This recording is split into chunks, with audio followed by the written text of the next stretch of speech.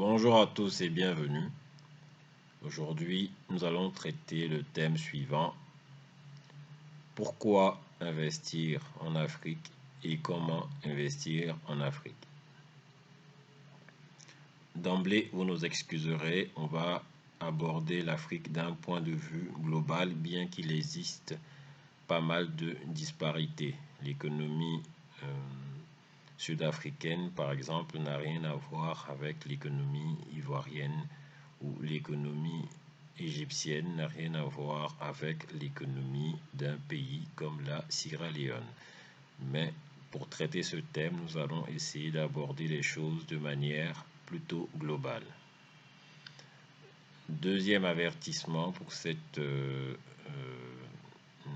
cette publication, nous n'allons également pas aborder des choses d'un point de vue macroéconomique, économique ou avec des indicateurs économiques.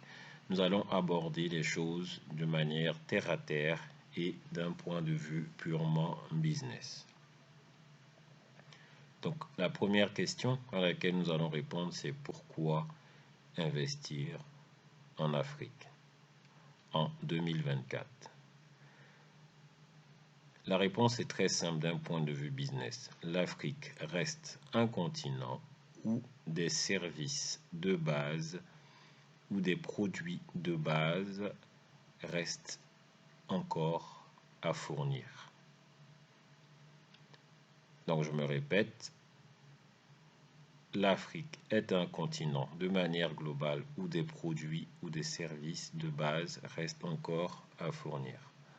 On va vous prendre une économie intermédiaire en Afrique relativement développée, eu égard aux critères africains, qui est la Côte d'Ivoire. On va vous prendre quelques produits ou services.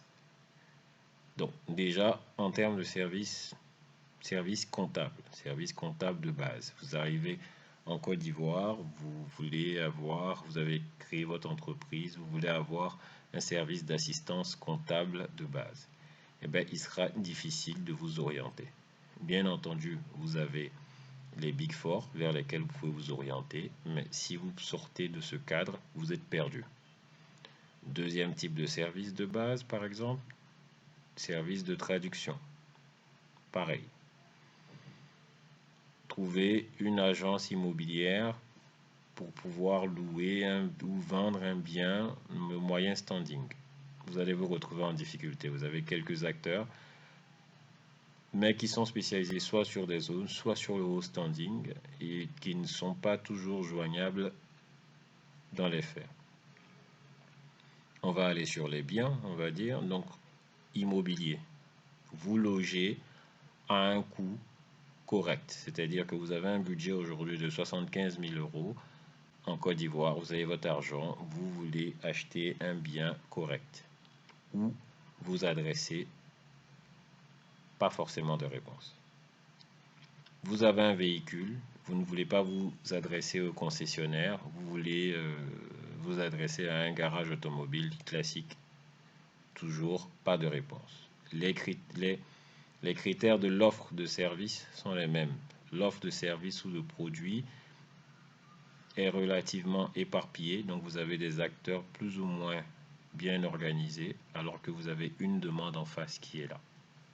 Donc, voilà quelques éléments, et là encore, il y a d'autres biens et plus élémentaires. Vous avez besoin, c'est-à-dire qu'il y a 5 ou 6 ans, vous aviez besoin de vous équiper en Côte d'Ivoire en équipement sportif moyen de gamme, vous ne pouviez pas.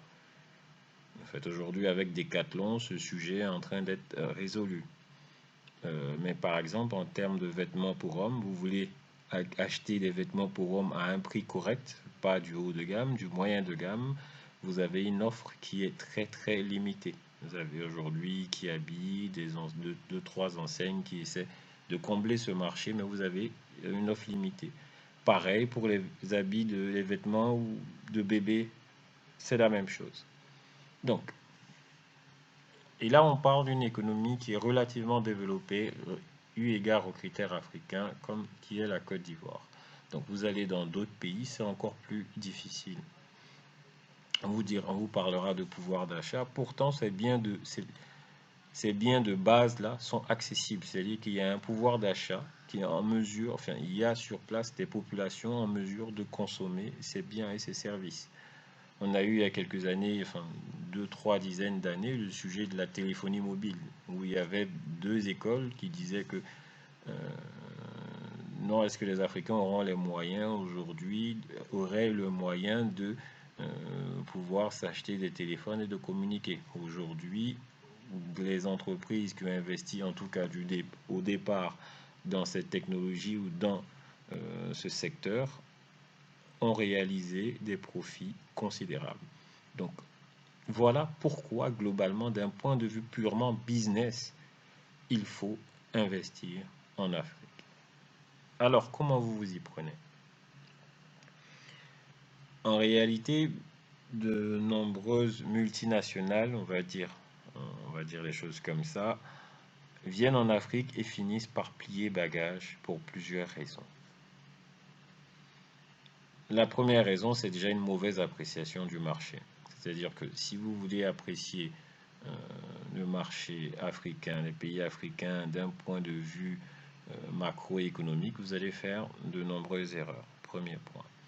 Deuxième point, en termes de staffing, en termes de recrutement. Très souvent, quand on vient dans un pays, on aura tendance à recruter des gens qui nous ressemblent. Donc, je viens de l'étranger, je vais chercher, bon, à l'époque, donc j'allais prendre quelqu'un de mon pays, je suis européen, je vais prendre un européen, je vais l'installer en Afrique, il va rester dans la communauté européenne, il ne me connaît pas forcément, il va réussir plus ou moins. Maintenant, les choses ont évolué, donc ce que je vais faire, je vais prendre un Africain, éventuellement du pays, avant, c'était même pas forcément du pays, qui a fait des études en Europe ou aux États-Unis, et je vais m'attendre à ce qu'il puisse réussir sur le marché. Dans les deux cas, bon, la deuxième approche est meilleure que la première, mais même dans celle-là, vous risquez de perdre de l'argent, en fait. Vous voulez vous installer sur un marché, vous voulez investir dans l'assurance en Côte d'Ivoire, c'est pas compliqué. Vous allez chercher ou dans un autre pays, au Bénin, au Burkina, au Mali, au Sénégal, au Cap-Vert, vous allez chercher un local qui maîtrise le terrain. La chance que vous aurez, c'est que vous aurez en général des gens très bien formés sur place qui maîtrisent le terrain et qui seront adaptables aux standards de votre multinationale. Et il va faire l'affaire. Donc, ça, c'est en termes de staffing également, il faut faire très, très, très attention. Parce que de nombreuses multinationales plient bagages uniquement sur des sujets de staffing. Troisième point, le circuit de décision. C'est rejoint un peu le second, mais le circuit décisionnel. Si vous avez votre entreprise, enfin,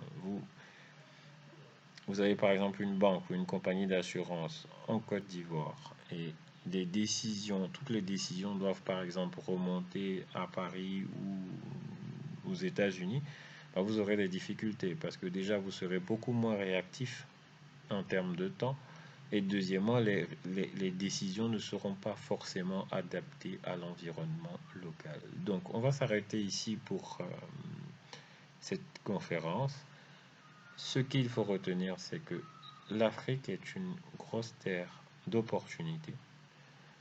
Ce qu'il faut retenir également, c'est qu'il faut regarder les choses d'un point de vue business. Il faut savoir voir les opportunités qui sont là.